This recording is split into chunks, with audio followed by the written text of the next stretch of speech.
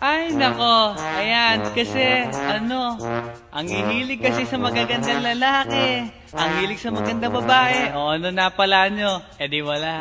Kaya kung ako sa inyo, makinig na lang kayo sa sasabihin ko. Humanap ka ng pangit at ibigin mong tunay. Yan ang dapat mong gawin. Kaya makinig ka sa akin and it goes a little something like this.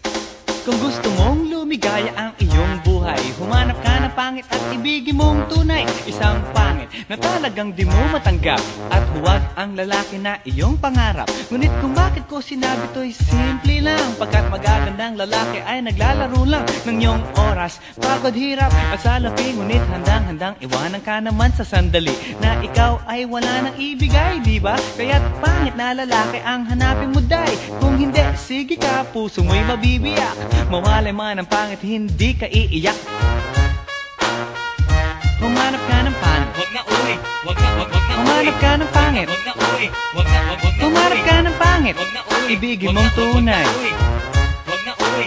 Wag na Humanap ka ng pangit. Wag na uwi. Wag na Humanap ka ng pangit. Wag na uwi. Wag na Humanap ka ng pangit. Wag na uwi. Ibigin mong tunay. Isang pangit na babae na mayroong pagtingin, mga liwa ka man, sige lang, andyan pa rin, pagkat ikaw talaga ang kanyang pag-aari. Pag-isipan kang iwanan, hindi na maaari. At kung malingat ka man, huwag mag-alala, sigurado ka naman walang makikipagkilala kung kasama mo siya. Di bali na ang katakutan, okay lang kung ikaw na may paglilingkuran. Kaya't para lumigaya ang iyong buhay, humanap ka ng pangit at ibigin mong tunay. Kung hindi, sige ka, puso mo'y mabibiyak. Mawalay man ang pangit, hindi ka iiyak, di ba? Humanap ka ng pangit. Wag na uwi. Wag na Humanap ka ng pangit. Wag na uwi. Wag na Humanap ka ng pangit. Wag na uwi. Ibigin mong tunay. Wag na uwi. Wag na Humanap ka ng pangit. Wag na uwi. Wag na Humanap ka ng pangit. Wag na uwi.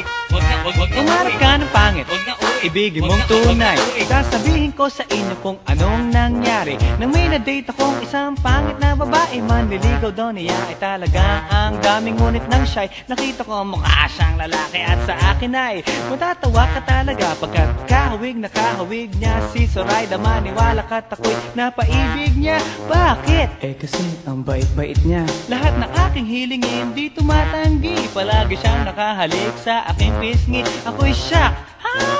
Araw-araw na tuwing kasama ko siya, gusto ko sumigaw, gusto ko iwanan siya, ngunit ako'y nag-isip, ito ba'y totoo o isang panaginip? Di siya maganda, ngunit ako'y kanyang hari. Iyan ba dahilan kaya't kasama mo palagi? Sabihin man nila na ako'y mangmang, para sa aking kagandahan ay hanggang balat lamang. At sa inyo mayroon akong ibubulong, second anniversary na namin to, chong. Kaya't para lumigaya ang iyong buhay, humanap ka ng pangit at ibigin mong tunay. Kung hindi, sige ka, puso mo'y mabibiyak.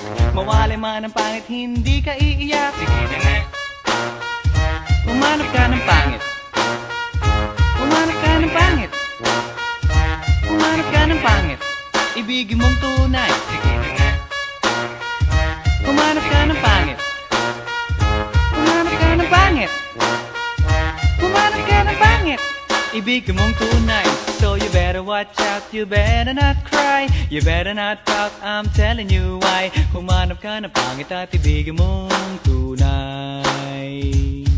Cause the girls and the guys, they tell you all lies. You have to find out who's naughty, who's nice. Humanap ka ng pangit at ibigin mong tunay. Break it down.